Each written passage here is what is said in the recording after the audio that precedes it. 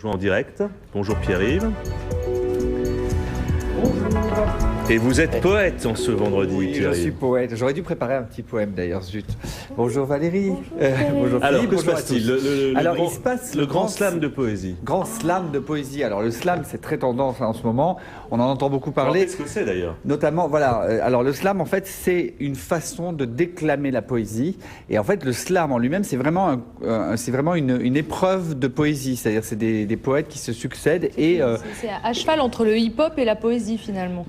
Voilà, mais en fait, c'est vraiment de la poésie, en revanche. Oui. Il y a une façon de déclamer. Alors, évidemment, ça a été vulgarisé par Grand Corps Malade, qui l'a mis en musique, le slam, et et Abd al-Malik aussi. Mais normalement, le slam, il n'y a pas de musique. C'est que de la poésie. C'est le principe du hip-hop, c'est-à-dire que c'est des affrontements, voilà. c'est ça, entre différents poètes qui rivalisent et sur la façon de déclamer et sur leur texte. Absolument. Mais sauf que la différence, c'est que là, il y a un jury, et qui n'est pas un jury professionnel, machin, c'est le public, le jury.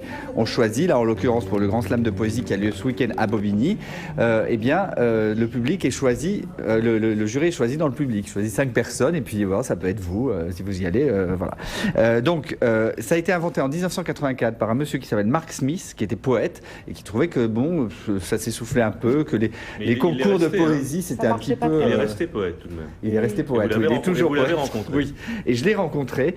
Et là, donc, pour la première fois, quand même, à Bobigny, il y a le grand slam de poésie international. Il y avait des compétitions nationales jusqu'à présent un peu dans tous les pays, mais là, tous les grands poètes sont réunis. Les Jeux Olympiques de la poésie. Les Jeux Olympiques de la poésie, voilà. Et j'ai rencontré Mark Smith, qui me donne son impression sur cette idée. Écoutons-le.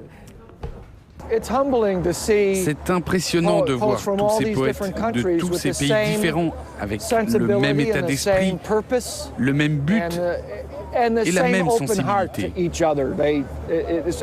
C'est vraiment une famille internationale. Le côté sportif, la compétition est importante, mais l'aspect communauté est plus important pour moi. Tout le monde peut écrire des poèmes, tout le monde a quelque chose de poétique en lui qu'il a besoin d'exprimer, que l'on soit un poète accompli ou juste un amateur. Du slam. Oui, donc voilà, donc tout le monde règles. peut faire du slam, tout le monde peut se lancer, puisque justement le principe du slam, c'est que tout le monde peut s'inscrire au concours. Mais il faut respecter les règles. Mais il faut respecter les règles. Alors vous les connaissez connaissez les règles. Alors les règles, il faut que ce soit a cappella, donc pas de musique, pas de décoration sonore, lumineuse ou vestimentaire. Temps de parole de 3 minutes maximum, tout ça pour éviter la lassitude du public, n'est-ce pas? Et c'est pas mal, et c'est génial. Moi franchement, quand on m'a dit poésie, je me suis dit bon, c'est pas terrible. J'étais happé par ce concept, et c'est fantastique. Voilà, je vous conseille vivement d'y aller. Toutes les infos sont sur le site internet évidemment de la Fédération française de slam. Ça coûte 2,50 € pour assister à la finale internationale qui a lieu ce soir et la finale nationale qui a lieu demain. Alors, si on n'est pas dans la région parisienne, donc du côté de Bobigny, on peut tout de même s'intéresser au slam via la lecture d'un livre. Mais voilà, alors le grand slam de poésie est édité maintenant, c'est l'anthologie numéro 1 du slam, c'est la première fois qu'on a dit. Alors ce sont des textes qui ont concouru l'année dernière au Grand Slam de Poésie National, qui est organisé d'ailleurs depuis 4 ans, hein, le national, par un poète qui s'appelle, il faut absolument que je le cite parce qu'il est génial, Pilote Le Hôte, qui a importé ce concept des États-Unis. Alors voilà, si vous voulez vous entraîner à déclamer, vous pouvez acheter ce livre, ça coûte 10 €, l'anthologie numéro 1. Et voilà, et pour en savoir plus sur le slam, vous pouvez encore une fois aller sur le site internet, là il y a tout, il répertorie tous les lieux où on peut faire du slam en France. Alors mon cher Pierre-Yves, il nous reste 30 secondes. Oui, comme d'habitude.